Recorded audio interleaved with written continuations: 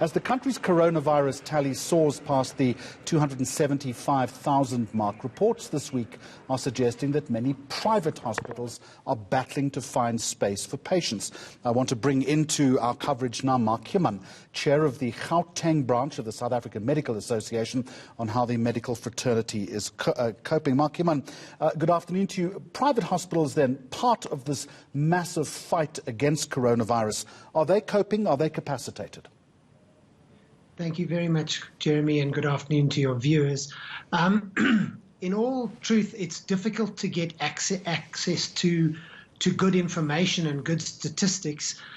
Even my discussions yesterday and this morning with two high-up members in two of the private healthcare chains still struggle to get exact statistics of what's going on.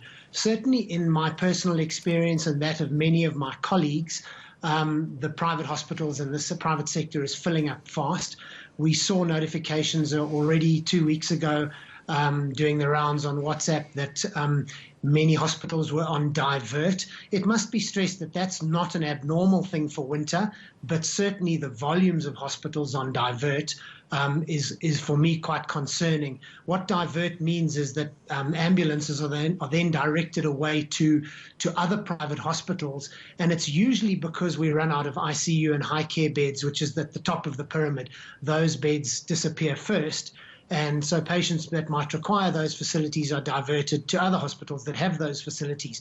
But when you see that 18 or 20 hospitals in the north of Johannesburg, private hospitals, are on divert at the same time, that's quite concerning. When that happens, what happens to those patients who are diverted? Is there anywhere to go? Well, obviously, there are more hospitals than that number. But clearly, if that number rises and all of the private hospitals head in that direction, then we have a much bigger problem. It must be said up front that part of our capacity problem is the fact that due to COVID and trying to contain spread, particularly to staff and to other patients in hospital, there is a kind of a social distancing that's been implemented at most private hospitals to separate patients out, most particularly those patients who are PUIs, persons under investigation, who we don't yet have a test back on. So once people are COVID positive, you can cohort them together, 4 patients in a 4-bedded ward. But before you have that notification, you have to separate patients out in case you are exposing them to one another. The symptomatic one might infect someone who's not actually COVID in hospital and staff. Mark Human, I want to return to that pyramid that you referred to a little earlier. If you're to look at that, going forward, again, particularly as Gauteng approaches this peak, this surge, is the concern equipment? Is it staffing, or is it capacity when it comes to deficiency? Without any doubt whatsoever, absolutely zero doubt, it's the human resource. So it was nice to hear that we have 12,000 ventilators being made, but one wonders who will staff them. And of course, the human resource is not immune to getting the disease despite the personal protective equipment that we all wear. So many of my colleagues have gone off ill already, both in the nursing and in the medical side of things. And that's just par for the course. If you work enough with the virus, if you're exposed enough, no matter what level of PPE you may have, you run the risks of getting exposed. Then someone's off for 2 weeks, assuming that they get well. And that's decimated our nursing staff in particular in these private hospitals. So very few are able to run the full capacity of high acuity beds that they should be able to because of the loss of staff. And that's already now. To what extent is the private and the public sector, the facilities on both sides of that divide cooperating? Because I'm assuming that it must be critical at this point.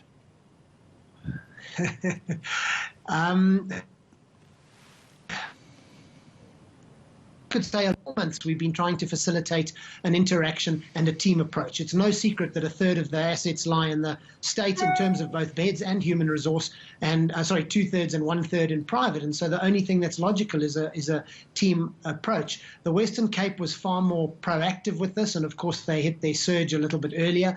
But even the service level agreement that has come from the Western Cape and is now being generalized to many of the other provinces in largely a cut and paste format, it comes with numerous concerns. And that was just to facilitate moving people from the public sector into the private sector. So many of the specialist organizations in particular have come out saying this doesn't work. We're worried about this, indemnity being by far the biggest concern, and remuneration to a smaller degree, although I've noted more and more of my colleagues saying they're not going to sign any agreement whatsoever. They don't want to be beholden to either the state or the private sector hospital groups, but they will gladly volunteer their time.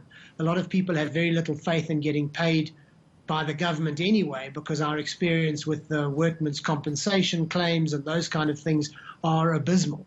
And so people are saying, I'm not working at the moment because my private hospital and my type of work is shut down, but I'm very happy to offer my services if patients are coming across.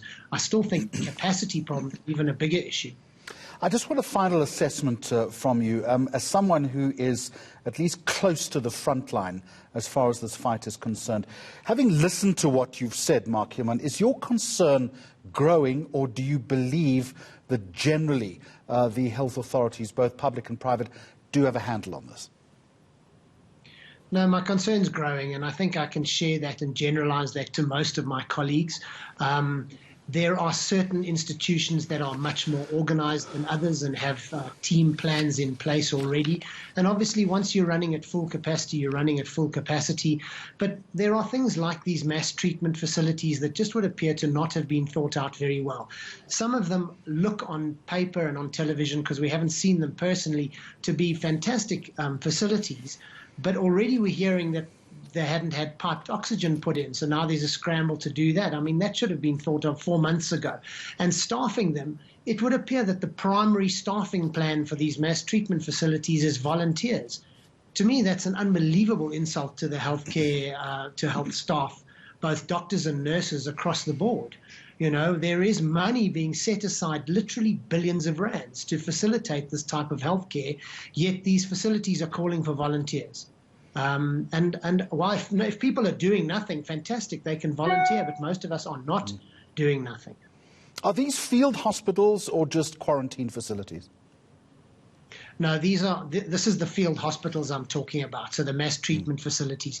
Obviously, with quarantine facilities, it's thought largely that those patients, they could normally have gone home, but they don't live in an environment that engenders self-monitoring of your conditions. The mass treatment facilities, or the field hospitals, as they've been called, are probably best thought of as convalescent facilities and would enable us to get people who are not quite well enough to go home, but they don't really need to be in an acute hospital. Put them in a facility like that where you need less staff, but you still need medical staff. A very somber perspective. Thank you very much for joining us today. Mark Human is the chair of the Gauteng branch of the South African Medical Association.